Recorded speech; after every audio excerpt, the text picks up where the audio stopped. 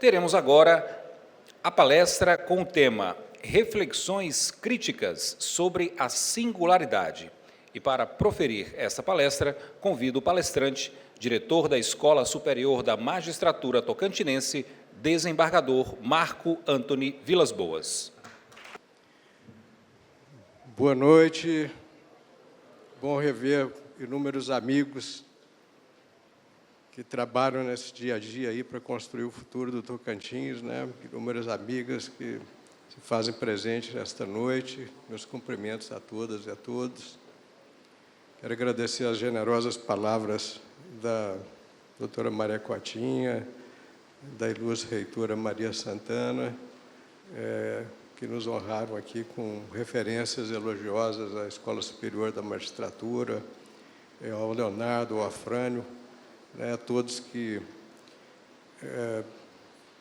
nos convidaram para apresentar um tema sobre inteligência artificial, no momento em que, de fato, isso ganha proporções impactantes na comunidade global, né? Como disse a doutora Maria Cotinha, nós tivemos uma incursão pela China, em busca do diálogo com as universidades de Pequim, que é uma universidade muito conceituada e desenvolvida, com inúmeros professores que estudaram nas grandes universidades dos Estados Unidos, da Inglaterra, da Europa, e que levaram essa tecnologia de ponta, essa qualidade de ensino para aquela conceituada universidade, e que se encontra assim no momento em que desenvolve pesquisa científica de qualidade em todas as áreas do conhecimento, né? Mas principalmente na área de tecnologia. E também na Universidade de Macau. E Macau é uma região administrativa independente que faz parte, vamos dizer assim, do Vale do Silício da China, né? Junto com Shenzhen, Hangzhou, Hong Kong, que é também uma província independente, mas que fazem acontecer a tecnologia de uma forma vibrante.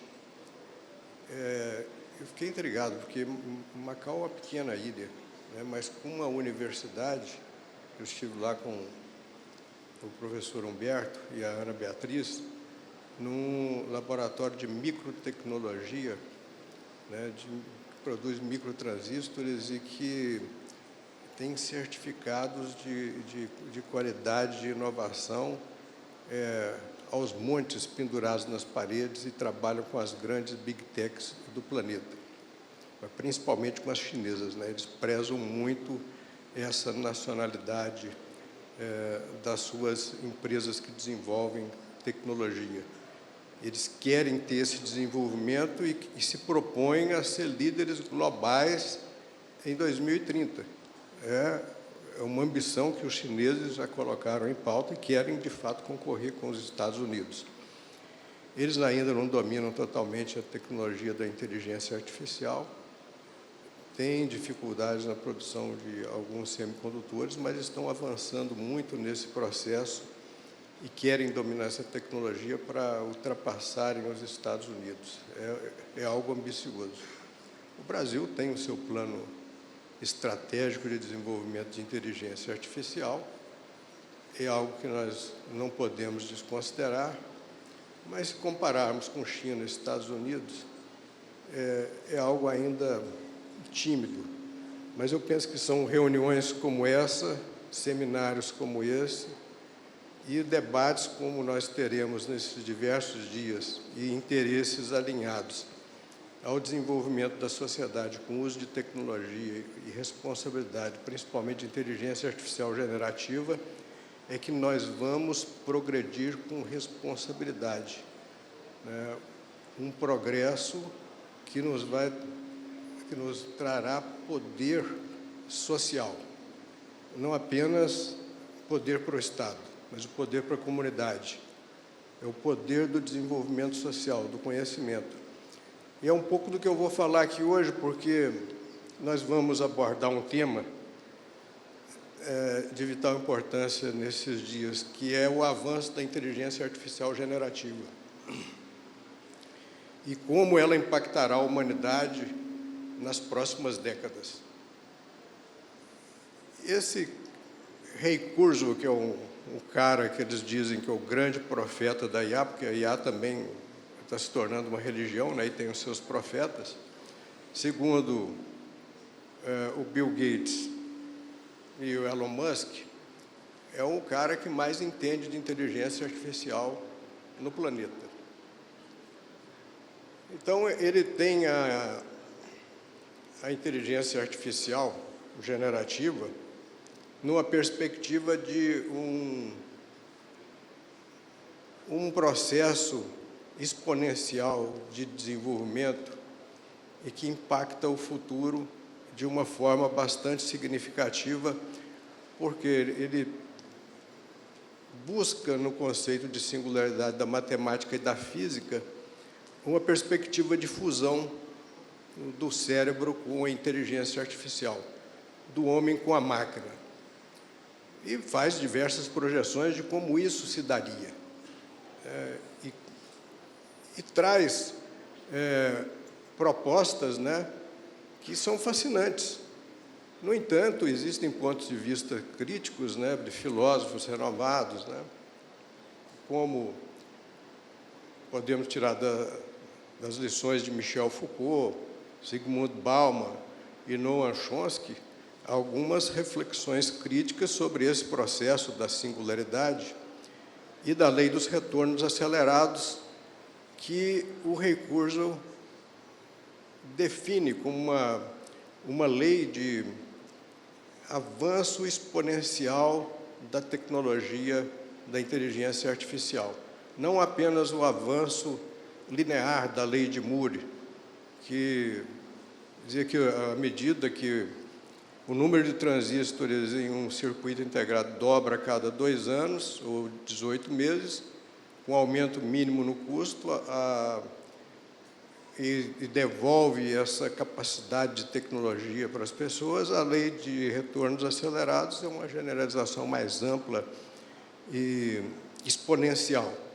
Então, a partir desse conceito de singularidade, ele começa a demonstrar como isso evoluiu na história da humanidade, desde o início do Big Bang, com os primeiros átomos e moléculas, depois, numa segunda fase, a biologia, com as codificações de DNA, e isso evolui para a formação de cérebros, né? E a gente tem que pensar no neocórtex, que nos permitiu sermos seres inteligentes distintos dos demais animais do planeta.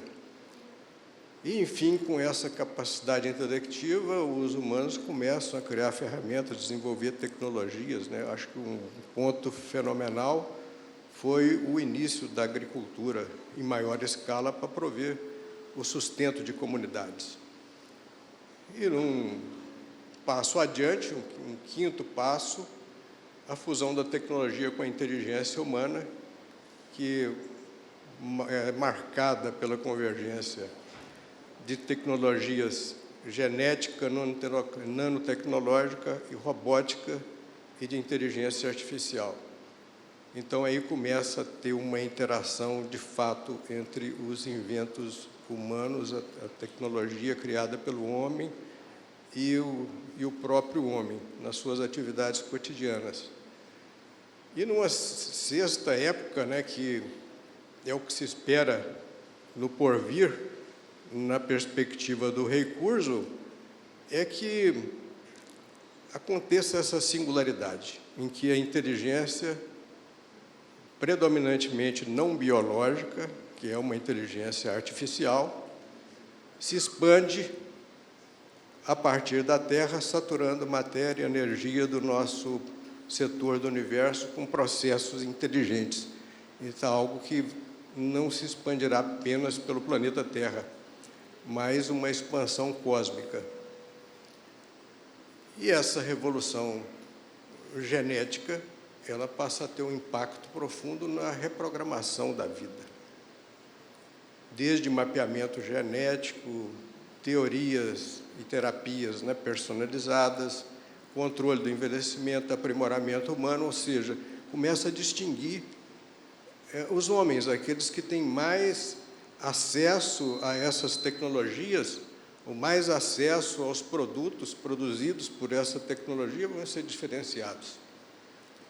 Fala-se, inclusive, em implantação de neurochips, e que as pessoas, tecnológico, na sua forma de raciocínio, isso causaria, evidentemente, um sério problema de desigualdade entre as pessoas. Algo que, de fato, perturba, mas o Kurzweil vê a genética como a maestria sobre a informação da vida, uma compreensão da biologia como se ela fosse um software. O genoma como código, permitindo a aplicação de ferramentas de engenharia reversa e design, abrindo caminho não apenas para a cura, mas também para o aprimoramento humano. E isso é algo que assusta. Inúmeros filósofos têm criticado essa posição, e justamente filósofos que estudam a inteligência artificial e a tecnologia. Bom, essa revolução nanotecnológica, ela pode produzir uma medicina extremamente avançada, e o Kurzweil fala até mesmo nessa possibilidade de nanobots serem injetados na corrente sanguínea, identificando e destruindo células cancerígenas, por exemplo, reparando tecidos danificados, removendo placas arteriais, combatendo patógenos, mas, enfim, até mesmo proporcionando que seja possível um backup do cérebro humano. Aí nós vamos encontrar diversos filósofos e neurocientistas, como Miguel Nicoleles, como Antônio Damasio, dizendo que é impossível você copiar um cérebro humano e fazer esse cérebro funcionar numa máquina. Por quê? Porque o cérebro, segundo o conceito do Nicoleles, ele é relativístico. Então, isso seria algo impossível, mas toda essa evolução com manufatura molecular, restauração ambiental, que seria possível através desses nanobots, computação tridimensional, são cenários que o Kurzweil projeta e que podem acontecer no futuro e diferenciar o humano, em que ele diz que, com esse crescimento exponencial, em 2029, nós teremos uma inteligência artificial capaz de passar no teste de Turing, que seria uma superinteligência. Ele fala numa explosão de inteligência, seguindo uma engenharia reversa do cérebro, com mapeamento e simulação das regiões cerebrais com crescente fidelidade, até em 2045, então, acontecer o que ele está prevendo. A superinteligência artificial, que vai superar vastamente a inteligência humana coletiva e que permitirá, então, a fusão do homem com a máquina. O Nick Bostrom, que escreveu, há alguns anos atrás, 2018, um livro chamado Superinteligência, foi editado agora em 2024, ele fala que seria o último grande invento da humanidade, porque, a partir daí, a superinteligência inventaria tudo. E, nesse upload de consciência e fusão de humano-máquina, o que poderia ocorrer? Escaneamento cerebral, expansão na nuvem, simulação computacional, substituição gradual de partes do cérebro. Para quem assistiu o primeiro episódio agora da última série Netflix, de Black Mirror, vai ver que essa substituição de parte do cérebro pode ser algo intrigante, se de fato vier a acontecer. Então, essas complexas questões filosóficas de que você poderia ter uma cópia de você mesmo, e mesmo com o original destruído, essa cópia continuar sobrevivendo, seria uma imortalidade digital, tudo isso são questões que assustam e que a gente vê com o desenvolvimento exponencial da inteligência artificial, que chega a ser possível, né? Que não é um absurdo o que ele está falando. Dizem que ele acertou até agora 86% das previsões. Então, a gente tem que ter uma certa credibilidade no que o Kurzweil está falando. Então, essa inteligência exponencial, ela seria um fator de diferenciação entre os humanos. Seria fim de limitações biológicas, a realidade se tornaria mais maleável, a nanotecnologia permitiria a restauração do ambiente físico, à vontade, e essa expansão cósmica, então, ocorreria em decorrência desse próprio fator de uma inteligência, uma superinteligência, e dessa explosão de inteligência que aconteceria em 2049, ou 2045, né?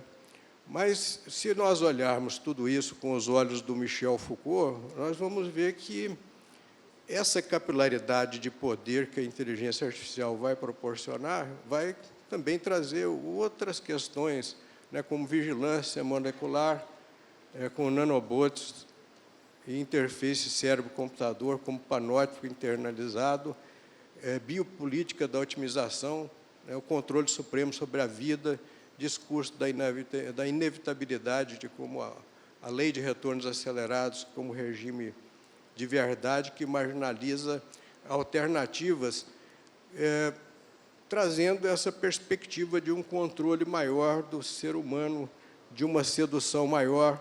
Muito se falou aqui nos discursos iniciais, né, que os algoritmos hoje fazem a previsão de tudo, nos oferecem aquilo que nós precisamos.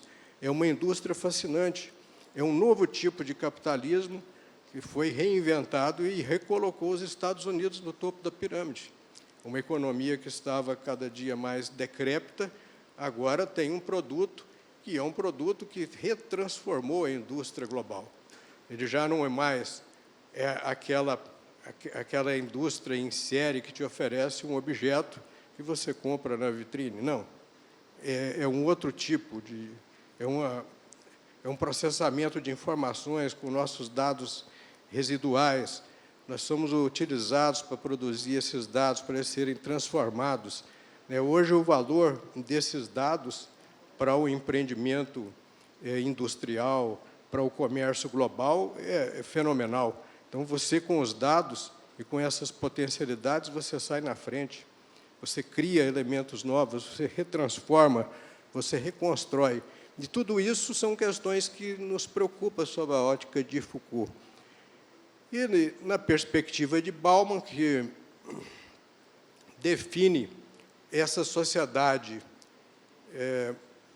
volátil que nós vivemos, né, numa era de liquidez e desigualdade, pode a inteligência artificial generativa trazer mais desigualdade, com uma desvalorização do ser humano, acelerando esse consumismo existencial e esse distanciamento das implicações éticas em decorrência da complexidade tecnológica e da velocidade de mudança, além do processo de desigualdade, né? Uma divisão entre uma elite imortal e uma massa biologicamente obsoleta, que é o que vai acontecer com aqueles que têm acesso, eles vão se tornar essa elite imortal, e o restante vai ser essa massa obsoleta que talvez, se não for recapacitada, vai perder os seus postos de trabalho e vai ficar à deriva, né? E sob uma análise chomskiana, né, de poder corporativo e manufatura do consenso, nós vamos observar que essa narrativa da singularidade, ela serve a esses interesses da indústria tecnológica, promovendo a necessidade de poder computacional, de dados, de IA, de integração tecnológica, beneficiando diretamente quem controla esse capital tecnológico e informacional, ou seja, as grandes big techs. Não é à toa que o presidente dos Estados Unidos, e não é ele, apenas os outros anteriores, defendiam com unhas e dentes a liberdade das big techs de se instalarem em todos os planetas, da indústria né, da tecnologia da informação, da TI, da inteligência artificial em todas as partes do planeta, para que a economia dos Estados Unidos, de fato, continuasse avançando. É essa a pegada econômica dessa indústria da inteligência artificial. E ele traz também um conceito de manufatura do consenso, clássico da manufatura do consenso, através de livros, palestras, TED Talks, artigos da mídia, endosso de figuras influentes, cria-se um clima de opinião favorável à agenda tecnológica da elite.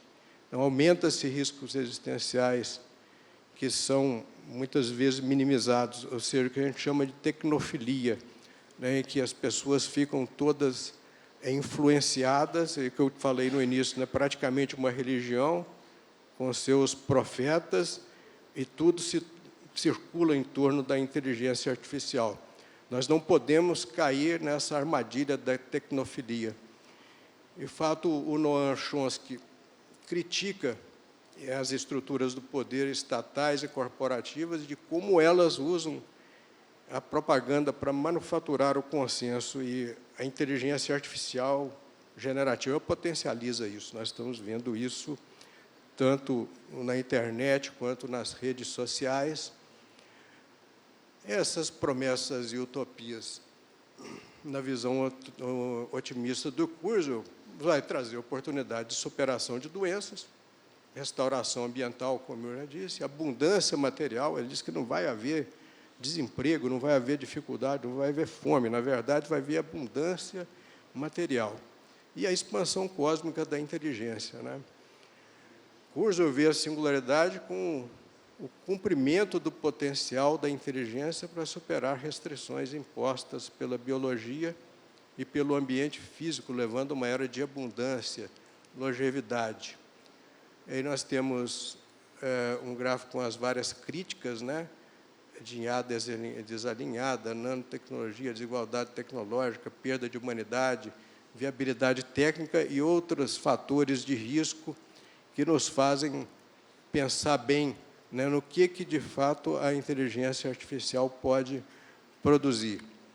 Ele é frequentemente acusado de esposar uma forma de determinismo tecnológico, que é a visão que a tecnologia se desenvolve segundo uma lógica interna inevitável, impulsionada pela lei dos retornos acelerados, e que a sociedade deve simplesmente se adaptar a isso. Mas não é assim, nós devemos discutir, né, que a tecnologia ela vai continuar exponencial, isso eu não tenho dúvida. Ela vai nos trazer processos fantásticos de evolução. No entanto, nós temos que saber lidar com isso. Em 2024, Daron Acemoglu e Simon Johnson ganharam o Prêmio Nobel de Economia justamente a partir da análise dos impactos da inteligência artificial na sociedade atual, mostrando que, de fato, ela produz uma evolução do capital, ganhos corporativos, vamos dizer assim, no centro da instituição, das corporações. Mas, no marginal, que é justamente onde estão os interesses dos trabalhadores, dos funcionários, há uma perda de criatividade e uma perda de ganhos do humano. Por quê? Porque ela impacta o mercado de trabalho, ela impacta os postos de trabalho, ela impacta a capacidade das pessoas. Se as pessoas não forem reeducadas, recapacitadas para poder lidar, se não recriarmos funções, novas funções, para poder substituir aquelas que foram extintas pela inteligência artificial, nós vamos provocar um dano final para as corporações, porque esse ganho inicial central do capital ele será um ganho temporário, e, no final, a empresa pode ir, inclusive, à bancarrota, e não só a empresa, como todo o sistema pode decair e gerar muito desemprego. Então, nós temos que estar preparados para isso. E eu sempre busco, né, no Amartya Sen, que viu justamente nas populações mais frágeis do planeta, aquelas em estado de mais dificuldade, que são exploradas justamente por essas indústrias do capitalismo que se instala na comunidade, pagam mal os empregados, consomem os recursos naturais e depois vão embora e não deixam o conhecimento, não repartem, não compartilham da tecnologia para que a sociedade evolua. E qual que era a solução do Amartya Sen, que também foi Prêmio Nobel da Economia, para essa situação? É justamente a capacitação. Então, ele tenta corrigir o erro do John Rawls, quando tenta consertar, o John Rawls tenta consertar o utilitarismo liberal e propõe aquele véu da ignorância no início do pacto para que todos saiam em igualdade e que conquistem suas posições a partir da distribuição dos bens primários. No entanto, o Amartya Sen diz o seguinte: ninguém parte em igualdade com o véu da ignorância. Existem pessoas descapacitadas, uns são mais capacitados que outros. Tem um paraplégico, tem um manco, tem um cego, tem um coxo. Então, essas pessoas elas têm que ter um tratamento diferenciado. Não basta essa igualdade utópica do início da jornada. E ele vê essa recuperação do poder ou da capacitação das pessoas justamente através do ensino, da capacidade para que as pessoas façam isso. E o Simon e o Acemoglu, justamente eles querem isso, que haja uma recapacitação das pessoas para utilizarem a inteligência artificial de um modo, vamos dizer, transparente, ético, seguro. Isso gera necessidade de regulação, como contrapoder. Nós temos o Nick Bostrom, que é um filósofo suíço. Ele, tratando da superinteligência, diz que o poder da superinteligência, um dano que ela possa eventualmente causar à humanidade, não é ela ser malévola, não é ela ser programada para fazer o mal, mas é a sua inocência, porque programada para poder realizar a sua tarefa, que é objetiva e está acima de qualquer outro interesse, ela vai até o final. Ele dá o exemplo de uma IA programada para fabricar clipes de papel. Ela consumiria todos os recursos da humanidade para fabricar os clipes de papel. É o objetivo dela. Então, como que isso pode ser resolvido? Justamente com o controle dos algoritmos, com a regulação da inteligência artificial, com o alinhamento, transparência, auditabilidade, proteção de dados e privacidade, enfim, tudo aquilo que nós já sabemos que é necessário para que a inteligência artificial possa ser muito útil como uma ferramenta de assistência. Por último, eu apresentei lá em Pequim e em Macau um prompt que eu construí justamente para utilização no Poder Judiciário, baseado na teoria do Ronald Dworkin sobre o direito como integridade, em que se busca a melhor resposta para solucionar os casos difíceis. Mas a melhor resposta não é a resposta da inteligência artificial. Então, o que eu fiz? Eu criei um algoritmo para programar a inteligência artificial para me fornecer as melhores respostas possíveis para poder resolver o problema. Porque aí, no meu diálogo com a IA, eu é que vou escolher a resposta, porque é a responsabilidade minha. Eu não posso terceirizar essa tarefa e entregar para a inteligência artificial. E isso gera um outro problema, porque, com o tempo, pode haver um apodrecimento da mente, e isso trazer uma atrofia da funcionalidade das pessoas no dia a dia do trabalho. Pode ser um dano potencial que a inteligência venha a causar. Aí, depois, só mesmo os chips da Neuralink para poder recuperar a capacidade cerebral das pessoas. Bom, a minha proposta é arrumarmos em direção ao humanismo renovado, O desenvolvimento exponencial da inteligência artificial generativa é inevitável, mas não podemos nos deixar seduzir pela tecnofilia ingênua, tampouco agirmos com tecnofobia. Precisamos construir um humanismo renovado que garanta a dignidade humana nesses tempos de IA generativa. Muito obrigado.